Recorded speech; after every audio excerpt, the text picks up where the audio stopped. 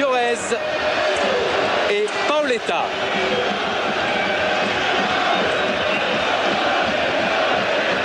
Monsieur Sars l'est également, c'est le dernier match de cette 15e journée de la Ligue 1. Je vous rappelle les victoires tout à l'heure de Sochaux et de Lens et le match nul de Bordeaux contre Bastia. C'est parti avec Gabriel Heinz. Monsieur Sars qui revient à la faute sur Boskovic.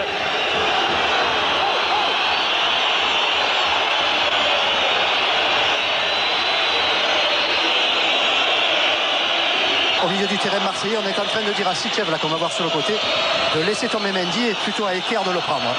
Et Mendy a le contrôle de ce ballon devant Sitchev pour l'instant. Mendy qui centre et la reprise de Sana dans les nuages. Contre le vent, il y a une technique, il faut s'habituer à jouer avec contre le vent. Et c'est vrai que contre le vent, quand on frappe, il faut vraiment se coucher complètement, comme si on voulait venir dormir sur le ballon pour pas que la balle monte. On voit que dans cette frappe, il est à l'arrière, et c'est vrai que la technique de frappe avec ou contre le vent est une technique très particulière. Première au Vélodrome pour Lorik Sana, l'Albanais, et dégagement de Rougneux.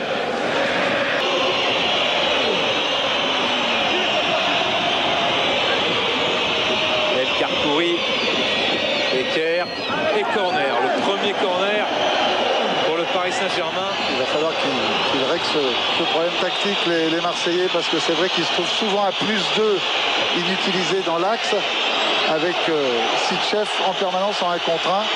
Il va falloir qu'ils redécalent quelqu'un sur leur côté gauche défensif pour libérer un peu plus Sitchev. C'est Fabrice Fiorez qui frappe le corner, un ballon qui s'élève, la tête sur la ligne devant Rougneux.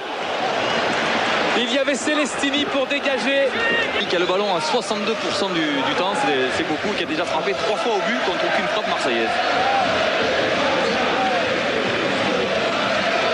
Très belle tête de Gabriel Heinze. Qui pique bien son ballon. Il est en duel avec Kamel Meriem sur cette action. C'est sûr qu'il n'y a pas photo entre les deux joueurs. Là non plus d'ailleurs. Maintenant d'Heinze sur Meriem.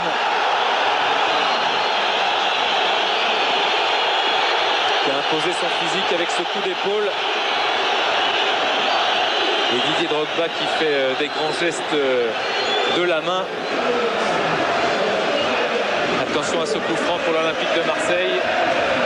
Ils sont nombreux dans la surface de réparation. Il y a Van Buiten qui est monté également. Sitchev en deuxième rideau. Meriem s'est repoussé. Avait réussir à être bien en soutien des deux attaquants. C'est très très important dans le jeu marseillais. Alimenter, hors-jeu. Hors-jeu. Oui, drapeau levé. Sur cette frappe de Boskovic.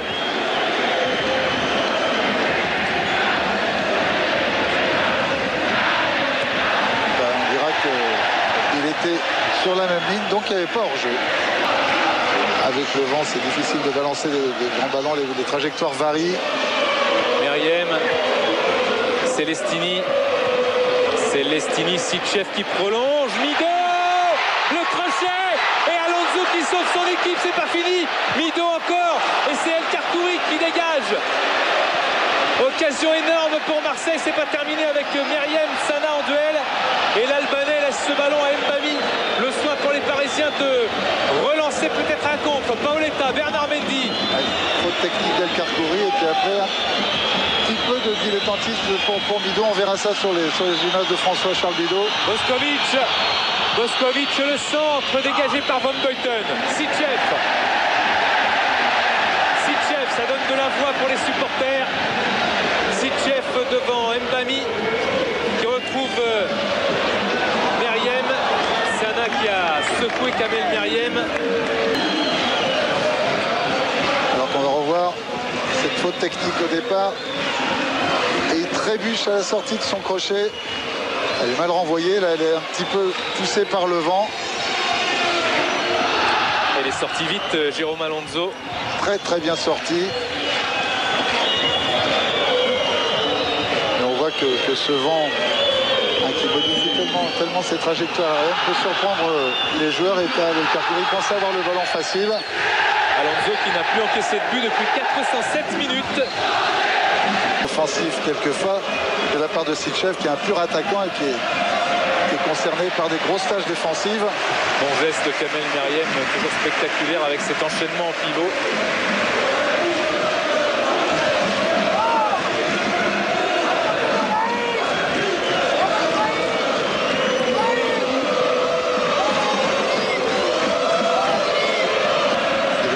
Les Marseillais sur ce genre d'action, ils ont besoin de fabriquer un peu plus de jeu, de construire leur football. Meriem, le crochet, le centre avec Celestini, le contrôle et le retourné au-dessus de la cage de Jérôme Alonso.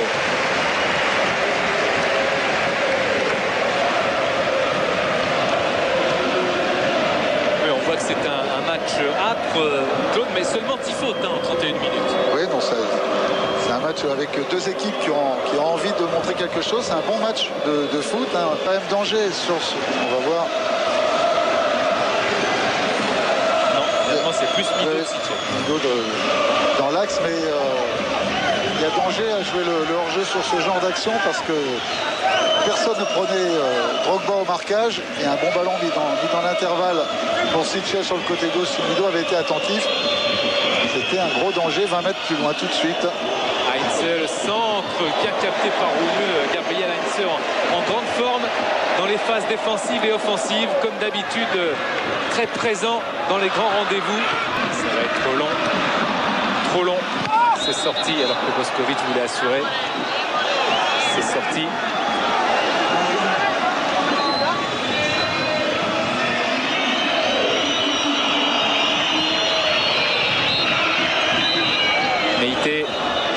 Et c'est la mi-temps sur ce score. Ça fait aussi, regardez dans la deuxième image, Jérôme Alonso, la communion avec des cages qu'il connaît bien. Et la deuxième mi-temps, c'est parti avec Celestini et Kerr. Sitchef.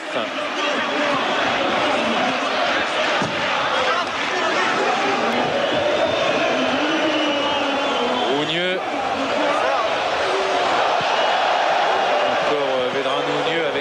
Meïté, Meriem est passé, il a été retardé par Heinze. Il a pu quand même tenter de passer ce ballon. Je peux vous dire une chose, Denis, c'est que Vedran Rougneux, qui vient de faire la fin de frappe avec la semelle et tout, Alain Perrin sur son banc, il a dû avoir des frayeurs parce qu'à moins de petites erreurs techniques et ses buts de Fiores derrière. Bravo, il a réussi son geste, mais c'était vraiment un énorme risque juste devant ses buts. Hein. C'était superbe techniquement. Ça aurait arrangé leur relation, je pense. C'est bon, hein. Meriem. Ouais, c'est vrai qu'on n'est pas dans une passe extraordinaire en ce moment. Nos deux derniers matchs ici, on les a perdus. Donc, et on sait l'importance que ce match contre Paris a aux yeux des supporters. Donc c'est peut-être tout ça qui fait que les joueurs sont un peu nerveux. Vous pensez que les supporters attendent beaucoup plus que ceux qu'a démontré l'équipe en première mi-temps? Les supporters, ils attendent une victoire, hein, c'est tout ce qu'ils attendent. Donc même si on continue à jouer comme ça et qu'il y a un but à la fin, ils seront contents. Mais je crois faut qu'on essaie de jouer plus simplement, qu'on arrête. Sans sortir, attention quand même avec Sitchef. Heureusement pour les Parisiens, DU était là pour couper la trajectoire de ce ballon. Drogba et Alonso qui va regarder filer cette balle à côté du cadre. Claude, juste une observation. On n'arrive pas très bien à jouer les coups francs du côté de l'Olympique de Marseille. Les coups ils n'en ont pas tiré un de bien à chaque fois. C'était des ballons qui ont toujours été coupés au premier poteau par les défenseurs parisiens. Depuis le début de ce match, il n'y a pas eu... D'ailleurs, je crois que c'est Kamel qui les a tous tirés. Il a tellement d'activité aussi dans le jeu que je pense qu'il y a peut-être un petit peu de fatigue aussi sur ses coups de pied arrêtés. Mieux.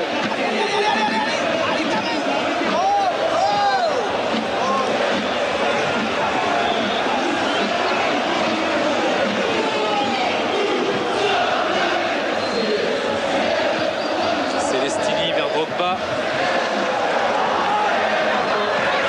Drogba, le centre, la tête de Mido, le poteau, et il s'est jeté Mido. Mais TU également pour l'empêcher de marquer. Quel beau coup de tête de Mido qui n'a pas eu le sort escompté par l'équipe de Marseille et ses supporters. Quelle superbe action de Didier Drogba. Là, il est complètement en position extérieure. C'est remarquablement bien joué. C'est Jérôme Alonso qui va la chercher cette balle pour la mettre sur le poteau. Meriem, le corner. Encore Kamel qui rate son contrôle, c'est une touche. Et encore un superbe réflexe de Jérôme Alonso qui met ce ballon sur le poteau. Et il a ensuite la baraka qu'il n'y ait pas poteau intérieur. Et que Dehu vienne en plus. Ah oui, ça, ouais. Il peut être soulagé, Frédéric Dehu, par cette action. Car on a vu hier à Rennes un gardien malchanceux, c'était Puy-de-Poix, le Lyonnais, qui a marqué contre son camp. Un petit peu comme Landreau il y a 2 saisons de cela. Attention à Celestini maintenant. Sitchev qui a glissé. El Karkouri. Heinze. Faute de Drogba.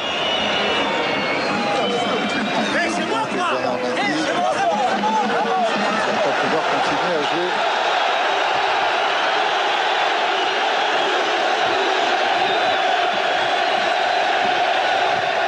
Drogba qui se plaint sans doute d'un coup reçu par Heinze après le duel.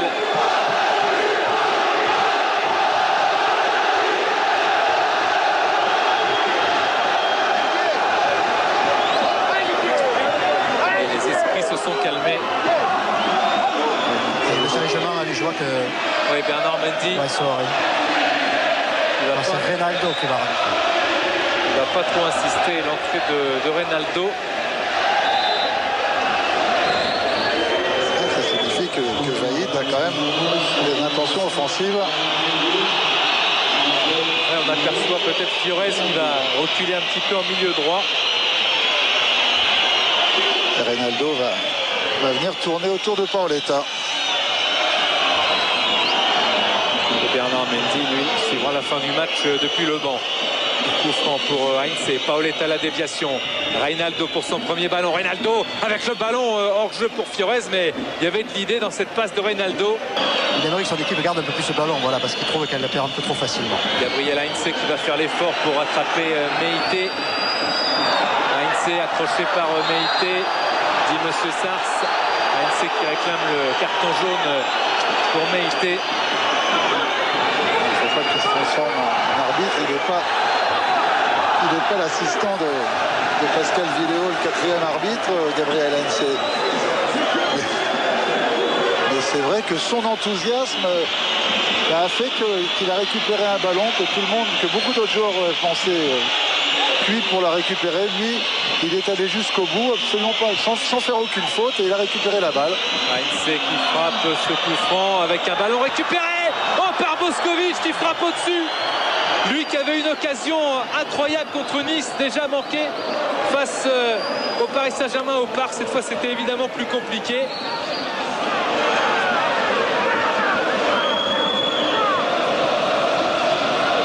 Il a complètement semé l'extérieur, pied gauche. Un peu pressé par Philippe Christenval, mais il y avait mieux à faire sur cette action. À côté Marseille. Je pense qu'en contre, on a les qualités, on a les joueurs qui vont très vite devant. Et on va essayer de les surprendre comme ça. Sur le plan personnel, c'est une petite pointe. Hein. Ouais, c'est une petite pointe derrière la cuisse.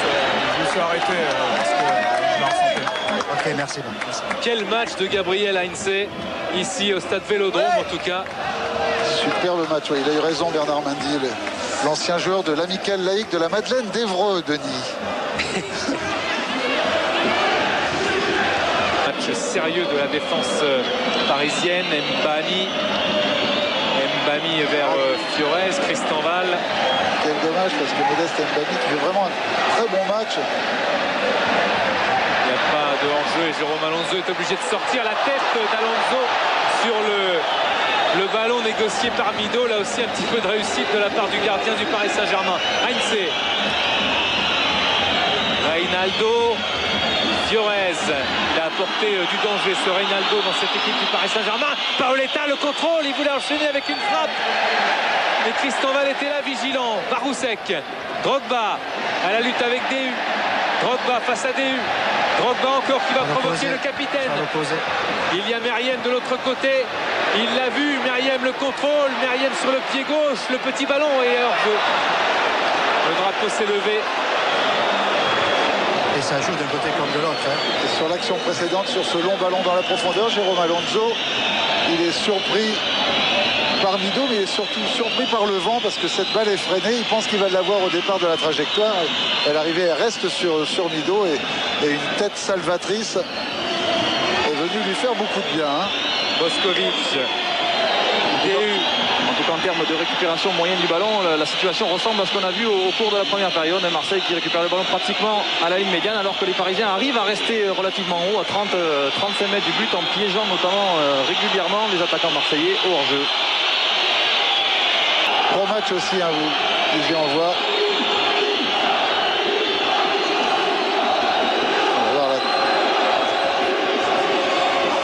Prêt à récupérer ce ballon de la main, mais la balle elle est freinée, donc il ne peut pas toucher finalement sur ce pointu de Mido hors jeu. Drapeau levé. Évahi de côté match que l'on pourrait voir, ne parle jamais à la défense, pour moi il ne parle qu'aux attaquants. Il sent qu'il y a sûrement un bon coup à jouer, il parle à Paoletta, à Fiorez, toujours tourné comme ça, vous voyez, comme ça. Donc attention à ce match avec Mido Drogba. Attention au carton jaune. Ne pas récolter un carton bêtement pour ce genre de tir, mais M. Sars a la psychologie nécessaire pour ne pas le sortir, et c'est bien. Quelquefois un avançant un peu frustré.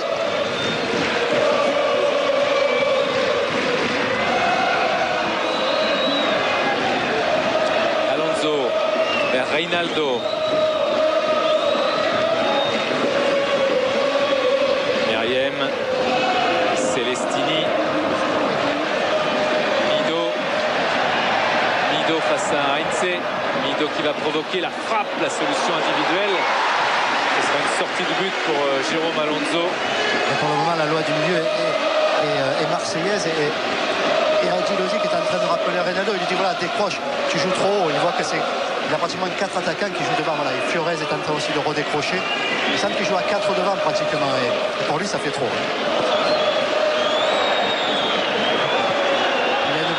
Tactique d'un côté comme de l'autre à ce moment. Et pour faire le point sur le plan offensif, on termine en fait le meilleur quart d'heure offensif du PSG depuis le début de la saison, et on entre effectivement dans le meilleur quart d'heure marseillais. Les Marseillais qui ont marqué 5 fois dans ces 15 dernières minutes, et surtout des Marseillais qui ont toujours marqué à domicile depuis le début de la saison. Attention à ce geste de Tsana qui s'apparentait plus à une grosse faute de maladresse plutôt qu'à une faute méchante. Monsieur Sars va sortir un carton pour Lorik Tsana.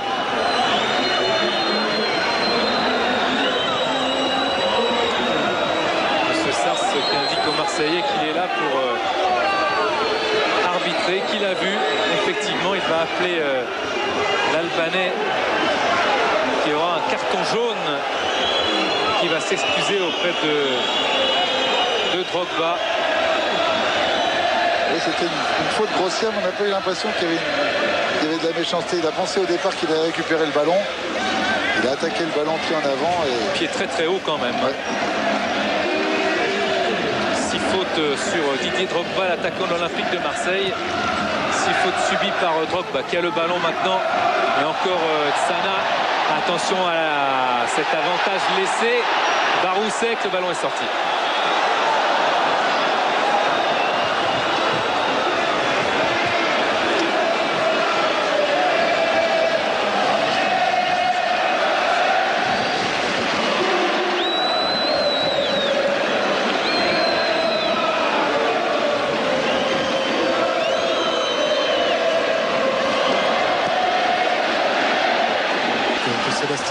Sont en train un petit peu de prendre le dessus sur leur homologue en face et sur leur défensif parisien.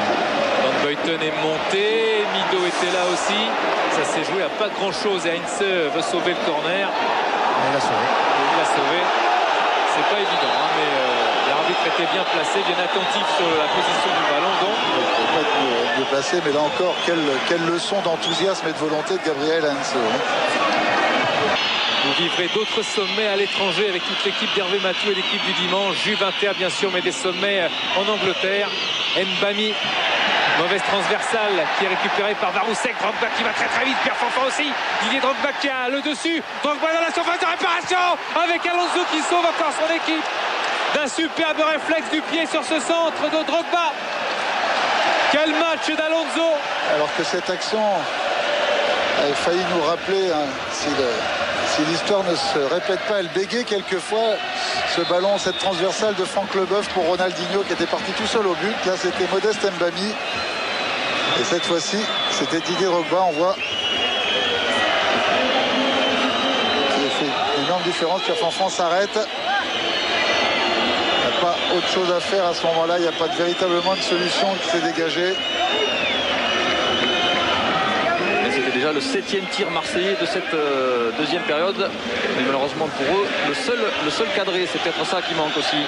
Le geste juste.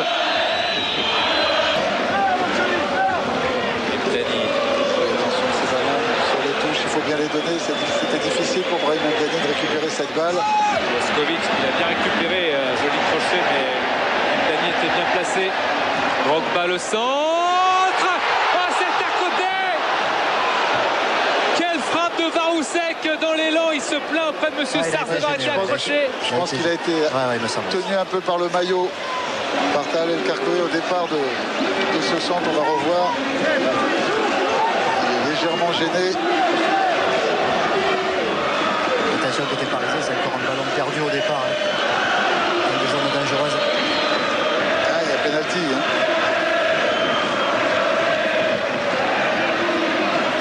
Il le retient par le maillot. Ça pourrait paraître sévère, mais c'est une faute intentionnelle dans les 16,50 m. Varousek devant DU. Du côté marseillais, on prend quand même pas mal de risques en ce moment. On a envie vraiment de marquer ce but de la délivrance, de gagner ce match important, et pour le classement et pour le prestige. Mais les Parisiens sont d'une solidité à toute épreuve ce soir, avec ce centre dégagé par Hugo Leal devant Alonso et Reinaldo qui démarre. Paoletta qui n'est pas hors jeu. Paoletta pour le duel avec Rougneux, et Rougneux avec le but de Fiorez pour le Paris Saint-Germain. Le but de Fabrice Fiorez pour le Paris Saint-Germain qui ouvre le score. Fiorez qui marque son 5e but de la saison, qui est là en renard des surfaces pour créer, pour donner le hold-up que réclamait Vahid Halilhodžić dans le vestiaire tout à l'heure. Vous avez vu l'image avec François-Charles Bidot, Paoletta et Fiorez qui écoutaient leur entraîneur. Fiorez qui est là, et malgré le réflexe de Rougneux, Fiorez qui donne pour l'instant la victoire au Paris Saint-Germain. 1-0 ici au Vélodrome. Énorme contre-attaque, hein, c'est ce qu'ils avaient arrêté de travailler toute la semaine, comment partir très très vite. Le match n'est pas fini. Vedran Rougneux, il a sauvé sur la première frappe de Paoletta qui avait été sollicité dans l'axe. Ils n'ont jamais réussi à revenir à sa hauteur. Fabrice Fiorez a suivi. On reverra toute cette action bien sûr dans quelques secondes, dès que le temps le permettra. Vous ne manquerez rien bien sûr. Et le 5e but de la saison pour Fabrice Fiorez. On le sentait, ils ont pris des risques, ils ont découvert. Il n'est plus qu'à un but de Paoletta. Il avait marqué 2 fois contre Le Mans, une fois contre Guingamp, une fois un but superbe à Nantes. Et là, il marque encore à Marseille. C'est pas fini avec la reprise. Oh, juste à côté de la cage d'Alonso. La reprise de Kamel Meriem qui avait débloqué la situation des Marseillais à Ajaccio, qui avait donné les 3 points aux Marseillais. Et là, il était tout près de l'égalisation dans le temps additionnel. Il reste 3 minutes 30 alors. Quel dommage qu'il n'y ait pas eu une ouverture du score plus tôt, parce qu'on voit que tout de suite le niveau de la rencontre a augmenté, tout de suite le rythme. Bien évidemment, les Marseillais vont tout tenter. Rougneux qui va chercher du soutien devant. Rougneux qui doit frapper maintenant. Rougneux qui doit dégager le plus vite possible pour trouver des attaquants. Rougneux qui cherche Drogba. Drogba avec Meriem dans la surface de réparation. Hugo Leal qui dégage. C'est quasiment terminé dans 20 secondes avec Meïté, Reinaldo et Rocky qui a le contrôle de la situation. Rocky qui doit temporiser.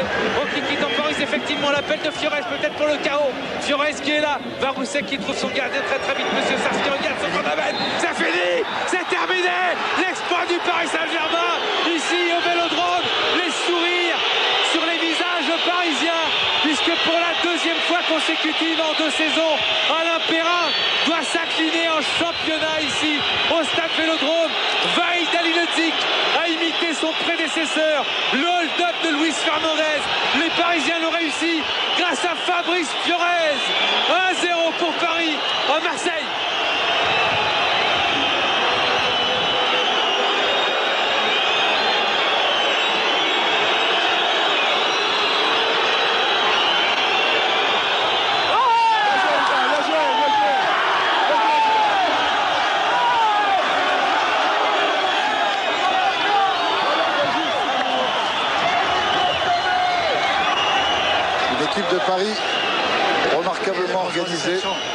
Daniel, un petit mot, Daniel, c'est le match. Très très déçu. Il n'y a rien à dire sur ce match-là? Non. Grosse déception côté Marseillais. Ouais, c'est sévère pour Marseille quand même. En regardant d'une façon très objective, on peut comprendre l'incroyable joie des Parisiens parce que c'est une superbe performance pour Vahid Halilhodžić et son équipe.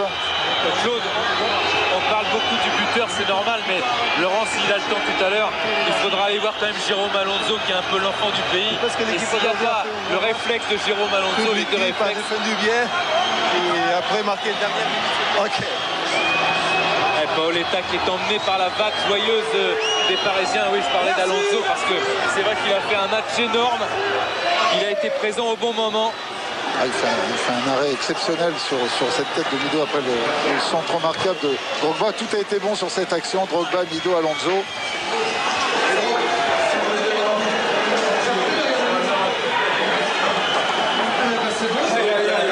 Zakar qui avait fait remonter l'Olympique de Marseille en première division comme joueur, qui est maintenant l'adjoint de Vahid Halilhodžić au Paris Saint-Germain. Ils sont heureux, ils ont raison de l'être, les Parisiens. Ils ont quand même tout donné, ils ont fait preuve d'une intelligence tactique et d'une solidarité.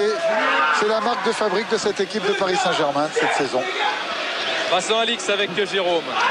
Ouais, Jérôme. Jérôme, certainement une très grande satisfaction. On voit gros comme une maison de 0-0 et à l'arrivée, c'est un grand bonheur pour vous. On a fait un petit peu le coup de lance qu'ils nous ont fait au parc. On a su tenir. On n'a pas été mal, même je crois qu'on n'a pas fait que défendre aujourd'hui. C'est vrai qu'on a réussi à sortir le ballon, à faire des choses propres. Je crois que le match était propre aussi. Hein. C'était une belle affiche. C'est vrai que je ne sais pas trop quoi vous dire. Je suis vraiment très content. Ça nous relance bien. On a rattrapé la boulette de Lens. Donc maintenant on est à peu près à flot. De gros arrêts pour vous, décisif, Jérôme. On a l'impression que vous êtes régalé ici sur un terrain que vous connaissez par cœur, face à un public que vous connaissez bien. Je l'avais dit à Paga avant de jouer, vous savez, moi à la limite, j'étais heureux d'être là, quoi. Je veux dire, c'est fabuleux. On a la chance qu'on a des millions de gens qui aimeraient jouer ces matchs à notre place. Et je crois qu'il faut profiter de ces moments-là. Les arrêts, oui, mais il faut regarder le match de Pedro Paoletta défensivement. Ce qu'il a fait, c'est hallucinant. Donc, encore une fois, une grosse victoire collective ce soir. Et puis, voilà, content.